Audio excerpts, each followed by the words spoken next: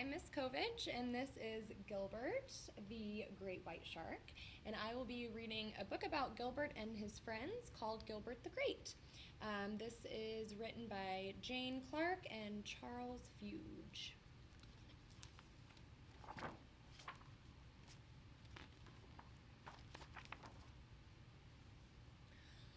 From the time Gilbert, the great white shark, was a tiny pup, Raymond, the remora, stuck to him like glue. Raymond was always at Gilbert's side. When Gilbert was stuck in the seaweed, Raymond untangled him. When Gilbert got dirty, Raymond cleaned him up. And when Gilbert lost his first row of teeth, Raymond helped him collect them for the tooth fairy. Gilbert and Raymond had lots of fun. They loved to play finball, hide and seek, and sardines. They shared everything. Then, one day, Raymond told Gilbert that his family had to move across the ocean. "I don't want to go, but my mom says I have to," cried Raymond. As Raymond and his family swam away, Gilbert's mother hugged him tight and tried to comfort him. "Raymond's my best friend," said Gilbert. "Why did he have to go away? It's not fair." "I know," said his mom, "but his family couldn't just leave him behind." She kissed Gilbert on the snout. "Go and play hide and seek with the pilot fish. It'll keep your mind off Raymond." But Gilbert couldn't stop thinking about his friend. "I want to move with Raymond," Gilbert said. "He's moved too far away," said Mom. "We have to stay here. Let's go watch the basketball game.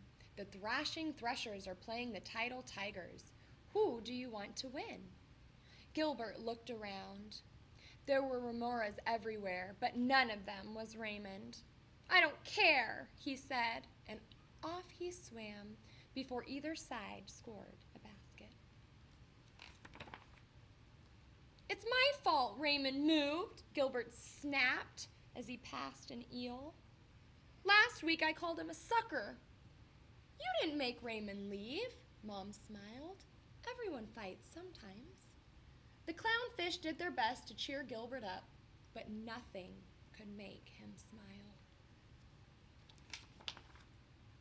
The next day at school, everyone was kind to Gilbert. They even gave him an extra long turn on the seesaw. "Cheer up," said Marvin the mullet. "There are plenty of fish in the sea." "There isn't another Raymond," said Gilbert. Gilbert was still sulking when his mom came to collect him from school. "It's not the same without Raymond," Gilbert pouted. That night, Gilbert cried and cried and cried, and his warm tears mingled with the cold ocean water. The next morning, Mom took Gilbert gently by the fin and towed him into shallow water. Rocked by the gentle waves, they gazed out at the seashore and the bright blue sky. "I hope Raymond's new home is as nice as this," said Gilbert. "I'm sure it is," said Mom.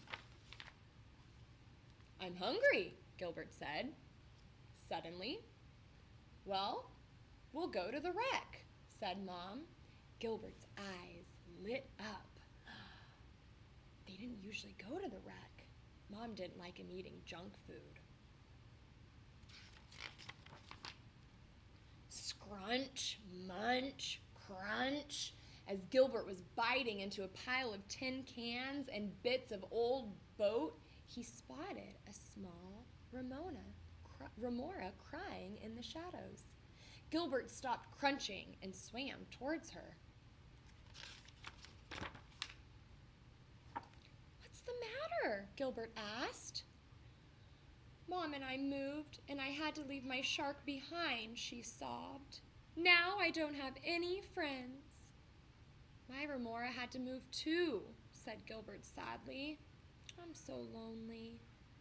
Gilbert and the remora looked at each other and smiled wobbly smiles. I'm Gilbert, said Gilbert. I'm Rita, replied the remora. Just then, a ray of sunlight filtered through the deep blue ocean. Gilbert's teeth flashed as he grinned a huge grin. Do you want to play finball with me, Rita? He asked. Sunlight danced in Rita's eyes. I'd love to, she said, and the two new friends swam off to find a ball to play with. The end.